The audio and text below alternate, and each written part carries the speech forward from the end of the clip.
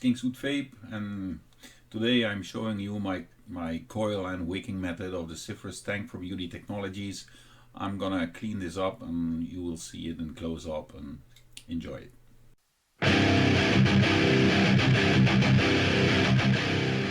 Someone asked me how I do the the recoiling and the wicking with sub-ohm on this RBA tag of the Zephyrus. I took some 24 gauge Cantle 2 pieces. I'm not doing this with the V2A this time. I want to get a little bit higher in resistance, around 0.2 or 0.3 ohm. That would be nice. So let's see how we get that together. So what you need is a few tools. You can see them here. Because we don't have a lot of space to make big coils like 3 millimeters or 2.5, maybe 2.5 would be okay, but I prefer to go to 2 millimeters in thickness to make the coils. I'm gonna do 8 or 9 wraps depending on the resistance. I think I will go for the 9 wraps. That's the maximum that I can get in width of the coil, so the air holes are that big. I will start to make a coil and we will see where we end. So just around the 2 millimeters, you just take the wire, and what I normally do is to keep some space for the wick material to go underneath the coil. So I do it counterclockwise, and I start from the back. So I place the 2 millimeter helper here on the wire, and I start to turn. We will do some wraps. Very nice, closely together. We can fix that of course afterwards, but make sure that you got a very nice coil. So this is 4, 5, 6, 7, 8, and 9. You see that I have turned 10 times around my help, but I'm gonna take this one back. So normally I would take some small pliers and straighten the wires out, but first I'm gonna take this one back. So now I'm going to straighten them just by holding it together and pulling on both of the wires, and so that it's very tight. Oh, come on.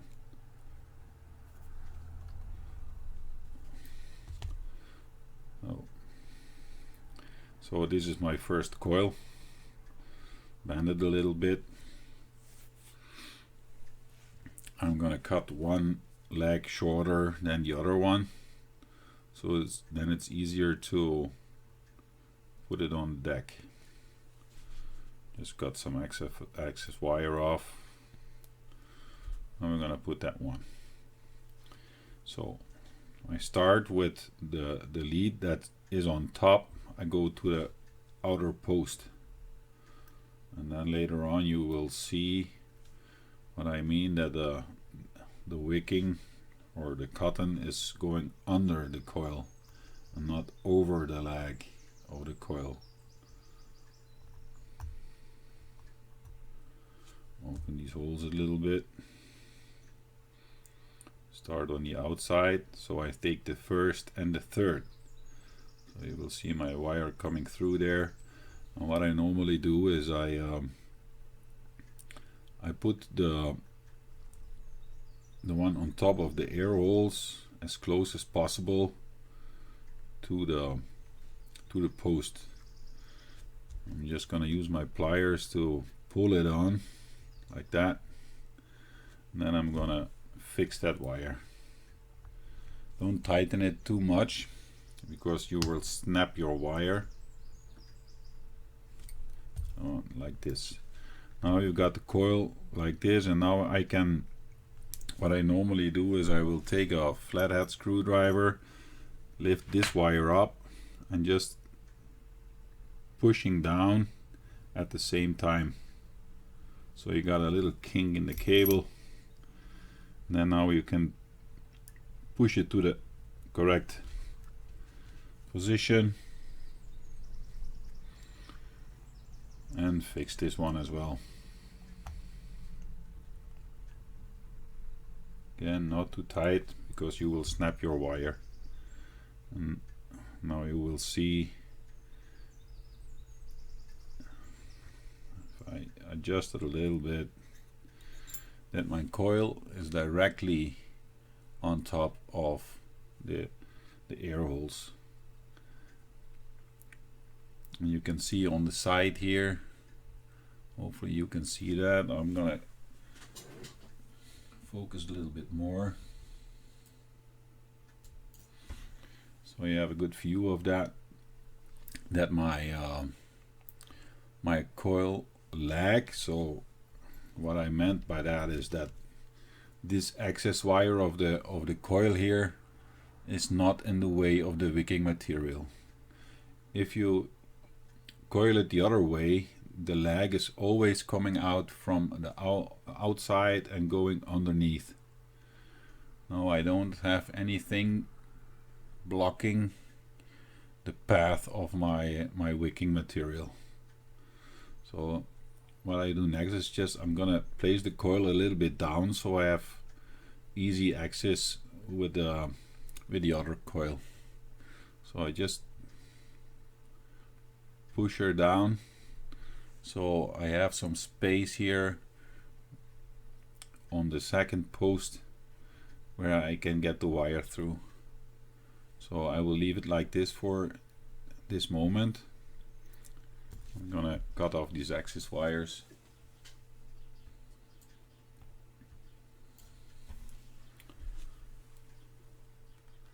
Very short at the post.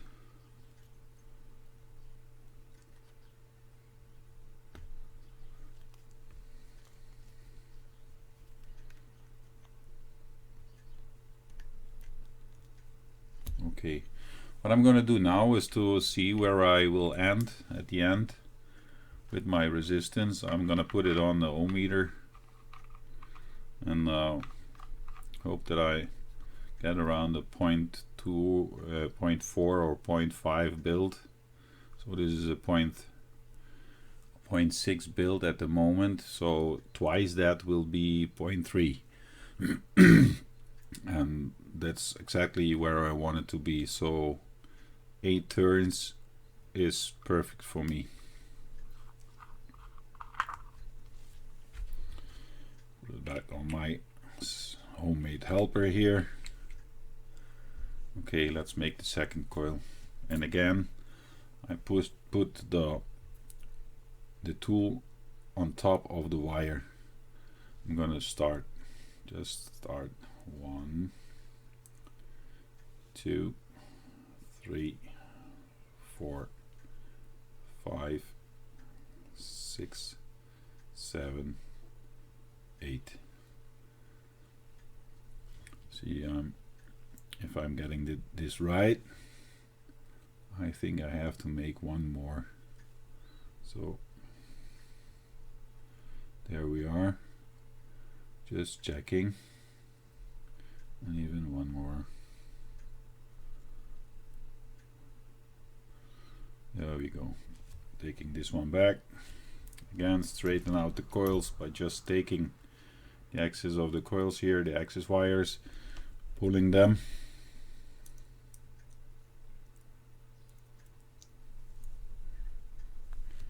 And I can see if my coil has the same amount of coils there. There you go. They are the same. So again, shorten one, make them different in length. It's easier to put them on there. So now again, outside first, pushing that through. Now you can see that my second coil, the excess wire here is going over the coil. That's it's easier to do it like that. Now again, pulling it against the post, fixing it. Sorry, my fingers are in the way. They are too thick. So connecting them, just taking this one as well, pulling it a little bit, take my flat hat and just king the cable a little bit, bring it down, pulling it towards the post, fixing it. There we go. Now pushing the coil at the correct place where we want to be, exactly above the air holes. There we go. Now I can cut off the excess wires of that second coil. Very close to the post because you don't have a lot of space in there.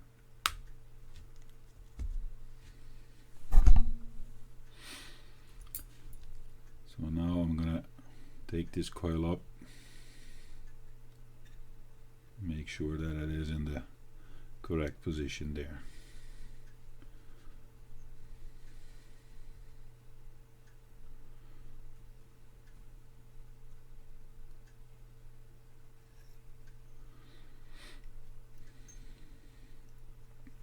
Adjust this one a little bit.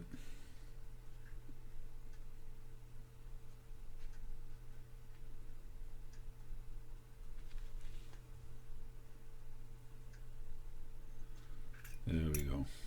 So this is the result. They are exactly above the air holes, having the same height above the air holes as well. Now I'm going to check the resistance again. See that there is no wire touching each other.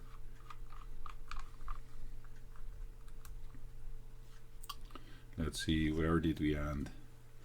So it's a 0.3 ohm build. I think it's going to change if we are heating this coil. It's going to change a little bit. Oh, that's okay for me. So we're going to put it on a mat. I will take my MOSFET box, unregulated box, and then we're going to test fire it.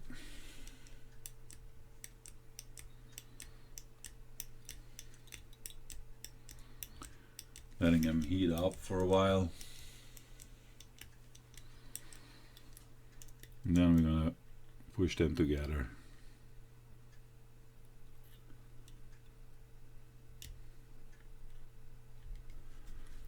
Let's see the other side.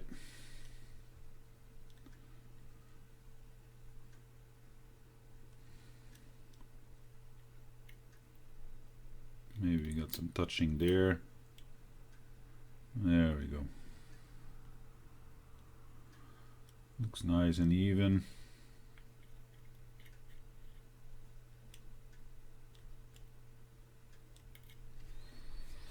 Check the other side.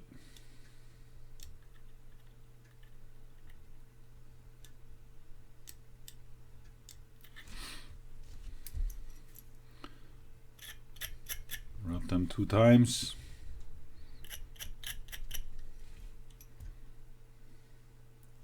There we go.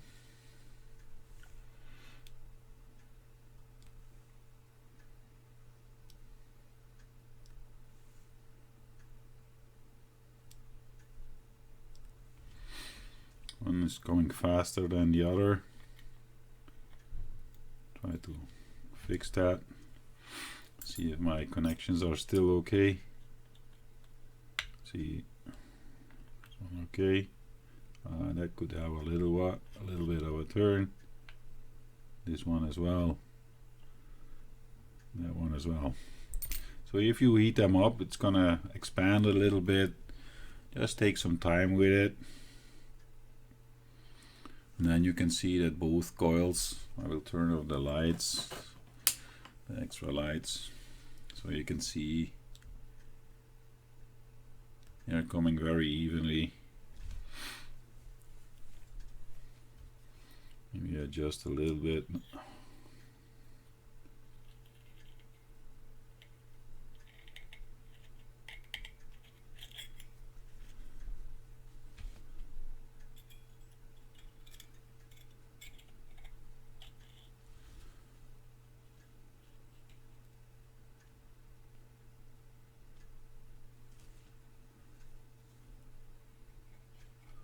That one is perfect.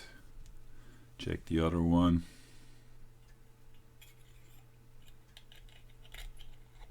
There we go.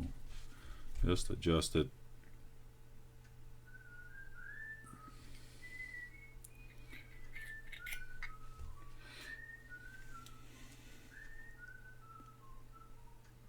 I'm very happy with this result. Let's check the resistance again.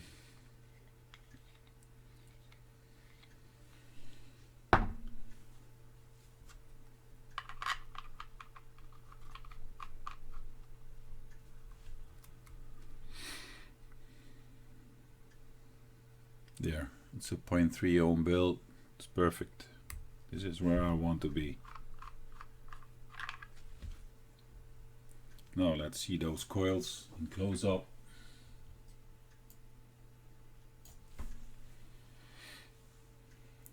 There you go. Very nice, centered above the air holes. No cotten can be restricted by a wire.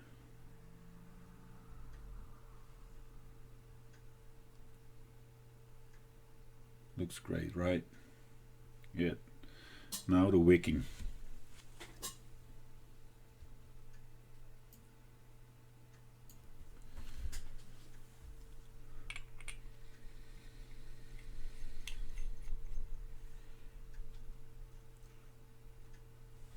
So for the wicking, I'm using some Japanese cotton.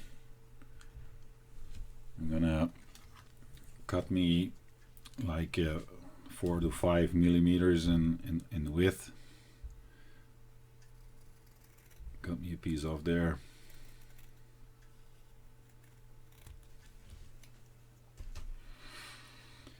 It's a sandwich. You know already the cotton. I take the top parts off because it's harder pressed, so it gives a harder layer, and I will take that off. So this has to go. Do it on the same on the other side. Take the top layer off. There we go. Very nice. I take this cotton and roll a little bit. And I make a point on, harder point on one side. Just squeeze and turn it. Now we're gonna pull it through. Let me get rid of this. Pull it through the coils. There we go.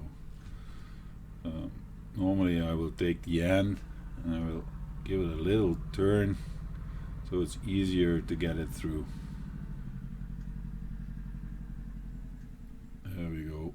Take it all the way. I'm just gonna cut and leave 1 centimeter for now. That's more than enough. Take the rest of the cotton, take through the other coil, put it through. There we go. There we go. So what I do now is I'm gonna cut the cotton so that I have really a little bit of cotton in the chambers or in the fluid channels later on. I will take my cutting tool here, and hopefully you can see that on an angle of 45 degrees. I'm gonna cut this cotton.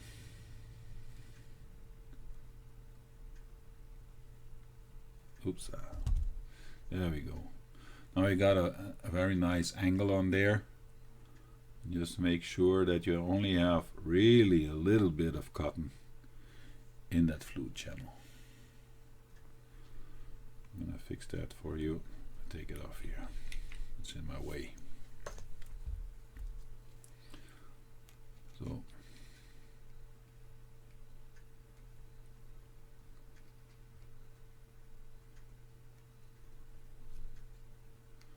I need a new one. This is not sharp enough. So what you can see here is that there's really a little bit of cotton left over here at the bottom. I'm gonna put that later on just in here in the fluid channel. See that? Really, it's just a tiny bit of liquid. Sorry, about a little bit of cotton in there. It's not blocking off the channel. It's just that it's close. I'm gonna do the other ones as well, and then I will be back. Okay, back. You saw me cutting the first one, and this is how I wick my my Zephyrus. It's just a little bit of cotton going into that fluid channel, in the liquid channel. We're gonna put some juice on there and modify it a little bit.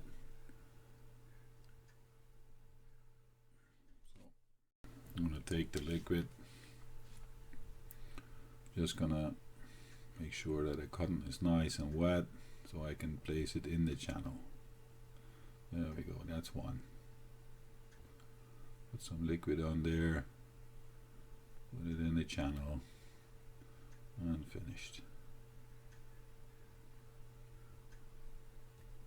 Some liquid on there, put it in the channel, ready.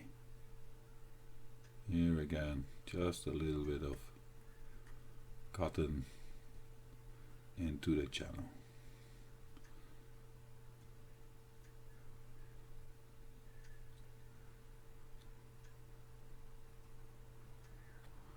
Make sure there is no cotton in the threadings, otherwise you will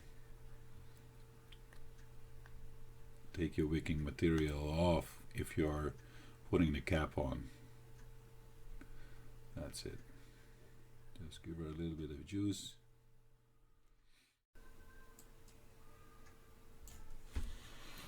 I just realized that I was out of the picture. Let me give you a good view at this.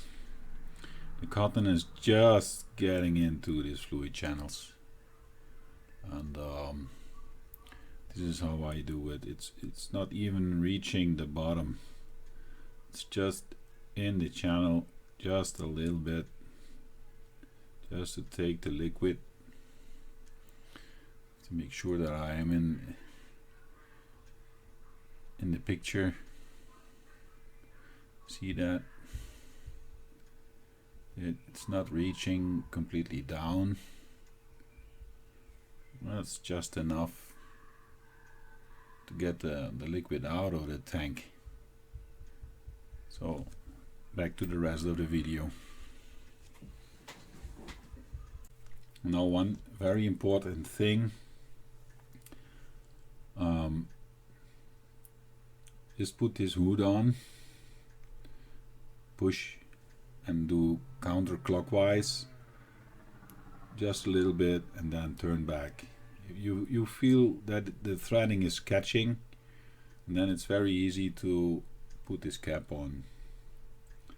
Now this point is very important to see if my my coils is not hitting or touching the chamber. So what I do is just put it on the ohm meter and check the resistance again, because it can shorten out against the chamber. And we don't want that. Absolutely, we don't want that. So the 0.31 is the same resistance that as I had without the chamber, so I think we're okay there. Now that's it. Just gonna put on the airflow control ring.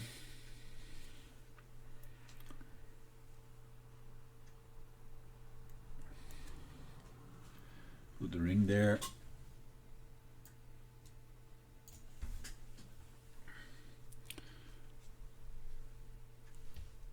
And again, we take some little bit of juice on these O-rings, because I've cleaned this one. It's very hard to get the glass over these O-rings when you've cleaned it with hot water or even alcohol. And then it's very hard to get the glass onto these O-rings. So I just put a little bit of juice on here to make sure that it's easy to put the cap on.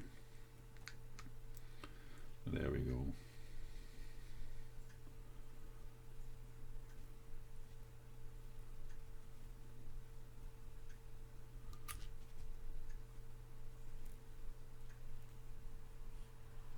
That's it.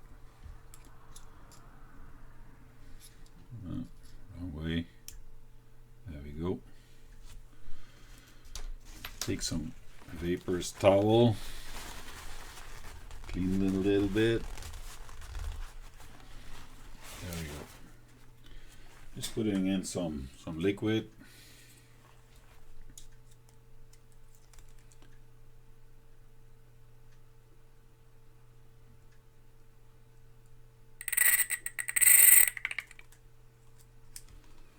Not completely full. Just put the grommet on there. Take your top cap.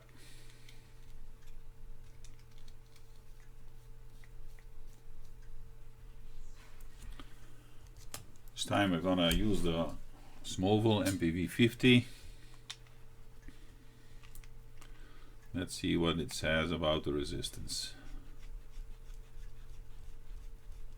I think it will mention a 0.2 ohm build. Let's see. Yes. This one is just 0.1 ohm resistance lower than on my meter. But I know that already, so I know where I have to go. So it's firing. Let's get into normal mode and see how she vapes. So you saw me coiling and wicking my Zephyrus, and it's a 0.3 ohm build, and I got it on 40 watts. Let's see how she performs.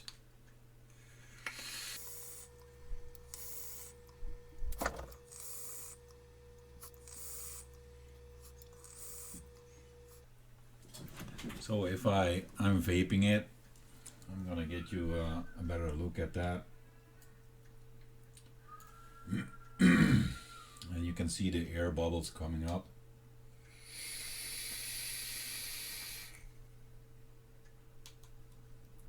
On the other side, I think so, yes.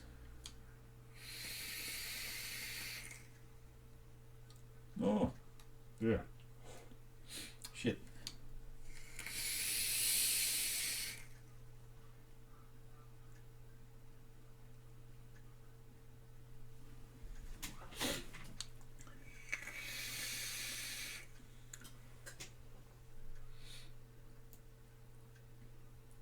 I can go on and on and on.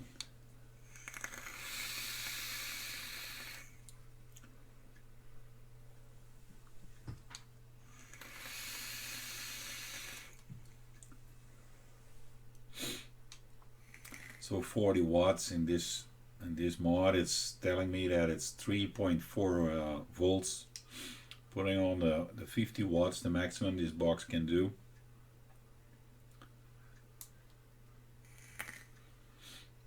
It still says 3.3 volts. I think I'm on the limit of this small box. So I will take my unregulated MOSFET box. And again, keep in mind that it's going to be high amps going through there. Make sure you have the correct batteries to do this. So this will be 4.2 volts at the max.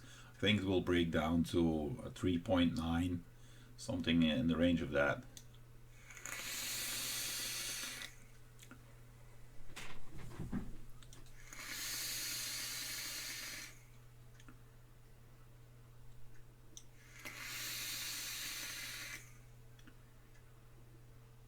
You can chain vape on this without getting a dry hit.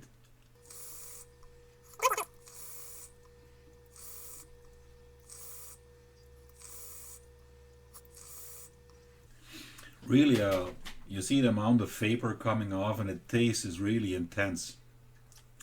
The chamber is so small, it gives you a very nice flavor from your liquid.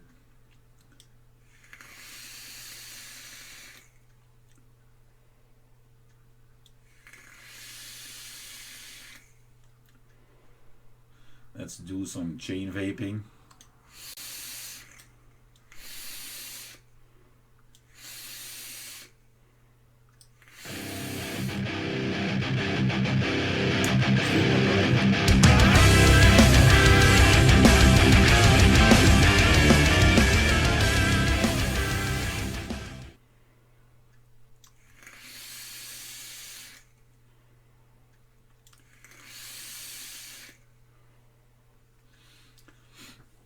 I think what you saw now is just letting you see how this performs. You see the liquid level has dropped.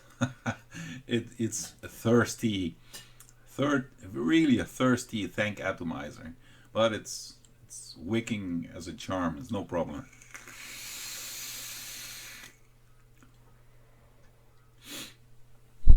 And the amount of vapor coming off is immense. So far my coil and wicking method of the Zephyrus. I hope you enjoyed it and have some fun building it yourself. See you next time. Peace.